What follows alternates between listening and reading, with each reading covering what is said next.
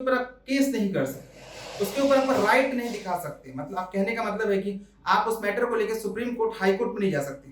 वो matter state का है। स्टेट चाहे, राज्य चाहे तो आपको प्रोवाइड करेगा, राज्य चाहे तो प्रोवाइड नहीं करेगा।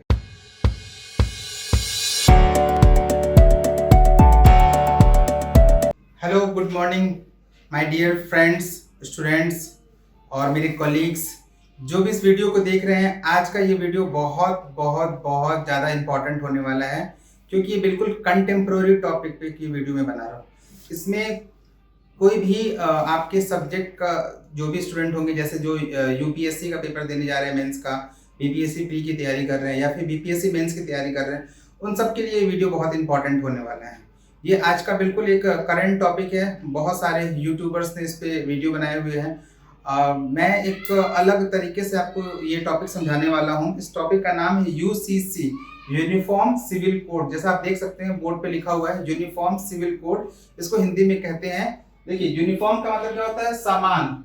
सिविल मतलब नागरिक, कोड मतलब कानून, एक तरीके से समझ लीजिए, जिसको हम कह सकते हैं कि सभी इंसानों के लिए, सभी जो भी इंडिया में जितने भी किसी भी धर्म समुदाय के लोग रह रहे हैं, या फिर वो अमीर है, गरीब है, जैसे भी हैं, सबके लिए क्या होना चाहिए? सिविल एक कानून होना चाहिए, सबके लिए बराबर कानून होना चाहिए।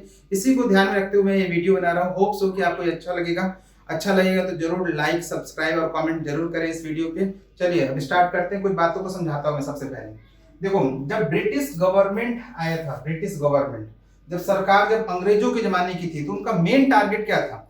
इंडिया में आओ, इंडिया से बिजनेस करो, इंडिया के सारे पैसों को लेकर चले जाओ, अपने देश में लेके चले जाओ, सारे जो भी यहाँ का वेल्थ था उसको लेके जाओ। उनको यहाँ के लोगों के जो रहन सहन है, रीति रिवाज, जो कल्चर, उनको इस बात से कोई फर्क नहीं पड़ता था। हाँ, लेकिन अगर आप उनके अगेंस्ट में आवाज उठाते हैं तो वो आपको परेशान करते थे, वो आपको अपना कानून चलाते थे। उन्हीं का ये दिया हुआ कानून है आईपीसी, इंडियन पेनल कोड, जिसको हम जानते हैं, ये अंग्रेजों ने दिया था। हालांकि ऐसा नहीं कि अंग्रेजों ने कुछ काम नहीं किया था। राजा राम मोहन रॉय के साथ मिलकर अंग्रेजों ने ये सती प्रथा को खत्म करवाया।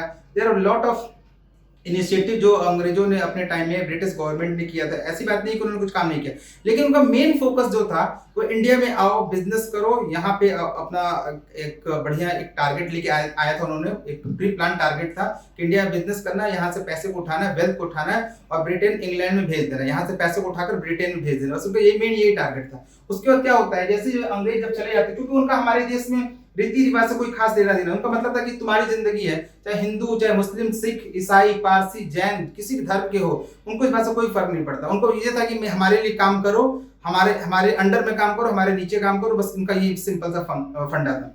तो आगे बात करते हैं। यहाँ पे देखते हैं हम, जब अंग्रेज जब चले गए थे 1947 में चले गए थे, तब 1947 में जब भारत से अंग्रेजों का काम खत्म हो चुका था, जा चुके थे, उस समय जब इंडियन गवर्नमेंट फॉर्म हो रही थी, तो जवाहरलाल नेहरू, JLN, जवाहरलाल नेहरू जी और अंबेडकर जी, इन लोगों ने कहा था कि अब वो लोग तो चले गए हैं, उन्होंने अपना एक कानून भी दे दिया है, आईपीसी, इंडियन पेनल कोड आपको दे दिया है, लेकिन एक ऐसा भी सर कानून होना चाहिए जो कि सभी इंसानों को, सभी नागरिक को बराबर तरीके से जिंदगी जीने की बात करे। जैसे फॉर एग्जांपल, लड़कों को क्या मिलता था?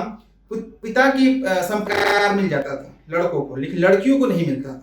जैसे कि कुछ लोग ऐसे होते थे, आप यहाँ देख सकते हैं इस बात को, कि यहाँ देखिए, डॉटर्स, राइट ऑफ डॉटर्स, यहाँ मैंने मेंशन किया हो, राइट ऑफ डॉटर्स। तो इस तरह से बहुत सारे कुछ चीजें लूप होल में थी जो नहीं मिल पा रही थी। इसी बात को ध्यान में रखते हुए इन्होंने, दोनों लोगों ने काफी प्रयास किया, कोशिश किया, लेकिन फंडामेंटल राइट्स में ये चीजें इंक्लूड नहीं हो पाई। और अंत में जाके उनको लास्ट टाइम में डीपीएसपी में, डीपीएसपी का मतलब होता है directive principle of state policy. Directive principle मतलब राज्य के नीति निर्देशक तत्व। यहाँ एक बात मैं आपको बताना चाहता हूँ, जो बिल्कुल नए हैं, जिनको अभी कुछ आइडिया नहीं है कॉन्स्टिट्यूशन या पॉलिटिकल साइंस का कोई आइडिया नहीं है, उनके लिए मेरा एक इंफॉर्मेशन है कि देखिए, जो मैटर इंडियन कॉन्स्टिट्यूशन के डीपीएसपी में लिखा होता है, उसको आप कभी उसके ऊपर आप केस नहीं कर सकते, उसके ऊपर आप राइट नहीं दिखा सकते। मतलब आप कहने का मतलब है कि आप उस मैटर को लेकर सुप्रीम कोर्ट, हाई कोर्ट में नहीं जा सकते।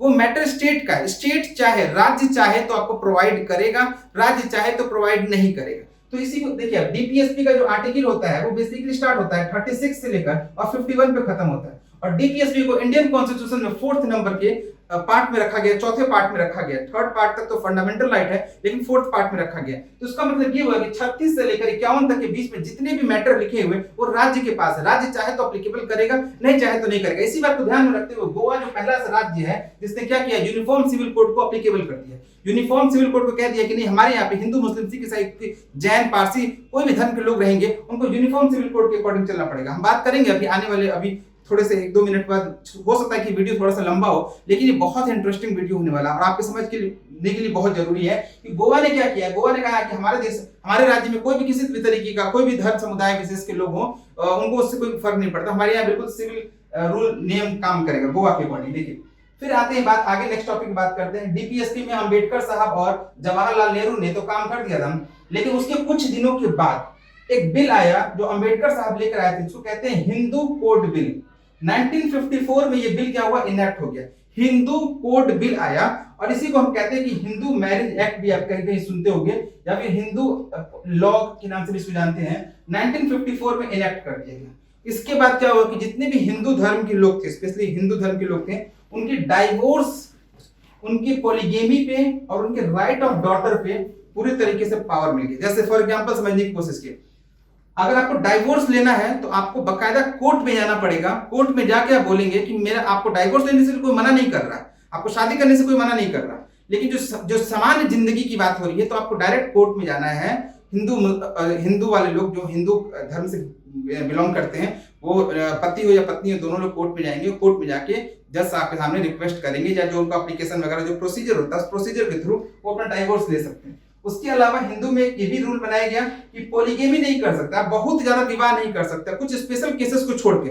जैसे फॉर एग्जांपल किसी की वाइफ मर गई है, किसी की वाइफ मर जाती है तो वो दूसरा शादी कर सकता है। किसी की वाइफ को ऐसा कुछ प्रॉब्लम है, बीमारी है कि वो बच्चा पैदा नहीं कर सकती, वो उसको अंदर वो कोई ऐसी कोई प्रॉब्लम हो गई कि वो जनरेशन बढ़ा नहीं सकते वो लोग अपने, और या फिर बच्चा नहीं पैदा कर सकते, उस केसेस में देखिए कुछ एक्सेप्शन केसेस जिसमें आपके साथ पॉलीगेमी का रूल एप्लीकेबल हो सकता है, आप डबल शादी कर सकते हैं। और सबसे इंपॉर्टेंट, राइट ऑफ डॉटर, जितनी भी लड़कियां होंगी उनको अपने अपने अपने नेटिव प्रॉपर्टी से अधिकार मिलेगा। अगर वो चाहे तो अधिकार ले सकती है, नहीं चाहे तो छोड़ सकती है, वो म्यूचुअल अंडरस्टैंडिंग पर डिपेंड करता है, लेकिन वो डिमांड कर सकती हैं। चलिए, यहां तक अगर आपको बात समझ में आ गया है कि हिंदू कोड बिल से हिंदू मैरिज एक्ट 1951 बन गया, 44 में बन गया, तो इसके बाद एक और इंपॉर्टेंट केस बना। उसके कुछ समय के बाद से, लगभग आप यहां देख सकते हैं कि 30 साल के बाद से 1985 में 1985 में एक मैडम थी जिनका नाम था शाह बानो। ये 73 ईयर की एक लेडीज थी, 73 साल की एक लेडीज थी, और इनके हस्बैंड ने अचानक इनको बोला कि भाई मैं आपसे तलाक लेता हूं, और उन्होंने 3 बार बोल दिया तलाक तलाक तलाक। अब ये 73 ईयर की लेडीज, जब उनका तलाक हो गया, हस्बैंड ने उनको तलाक दे दिया, तो ये अब आप समझ सकते हैं 73-74 साल की लेडीज, वो बुजुर्ग हो चुकी हैं, वो इस समय ना शादी कर सकती ना कुछ कर सकती, लेकिन उनके हस्बैंड ने बोल दिया था तलाक उनको देना है। इसके लिए वो क्या करती हैं, अपने डिस्ट्रिक्ट कोर्ट में जाती है। सबसे पहले डिस्ट्रिक्ट कोर्ट में जाती है, डीसी मैंने यहाँ मेंशन किया हुआ है, डिस्ट्रिक्ट कोर्ट में जाती है कि भाई हमें तलाक तो चलो देने को आपने दे दिया, लेकिन एटलीस्ट हमारे बच्चों की जिंदगी के लिए, मेरे लाइफ के लिए आपको कुछ मेंटेनेंस तो देना पड़ेगा, लाइक मतलब कुछ पैसे देने पड़ेंगे या कुछ प्रॉपर्टी आपको देना पड़ेगा। तो डिस्ट्रिक्ट कोर्ट उनकी बात को सुनता है और कहता है हाँ बिल्कुल सही कहा आपने। डिस्ट्रिक्ट कोर्ट ने हाँ कर दिया, मेंटेनेंस के लिए हाँ कर दिया। फिर इसने, इनके हस्बैंड ने अपील किया हाई कोर्ट में, और हाई कोर्ट ने भी शाह बानो के साथ थे, खड़े थे हाई कोर्ट वाले, और उन्होंने फिर भी अपना फैसला सुनाया कि ठीक है आपको मेंटेनेंस मिलेगा। फिर सुप्रीम कोर्ट में भी इनके हस्बैंड जाते हैं, अपील करते हैं, और 1985 में सुप्रीम कोर्ट भी कहता है कि हाँ आपको मिलेगा मेंटेनेंस एज पर आईपीसी के सेक्शन 125 के अकॉर्डिंग। यहां तक आपको बातें मेरी समझ में आ चुकी होंगी कि सुप्रीम कोर्ट ने भी क्लियर कर दिया कि आपको मिलेगी। लेकिन उसी समय सरकार राजीव गांधी की थी, राजीव गांधी की सरकार ने पूरा उलट फेर कर दिया। 1985 में आपको पता है 1984 में इंदिरा गांधी का डेथ हुआ था, इंदिरा गांधी जी के साथ एक हादसा हुआ था, और उसके बाद से 1985 में राजीव गांधी की सरकार है, इन्होंने इस पूरे मैटर को पलट दिया।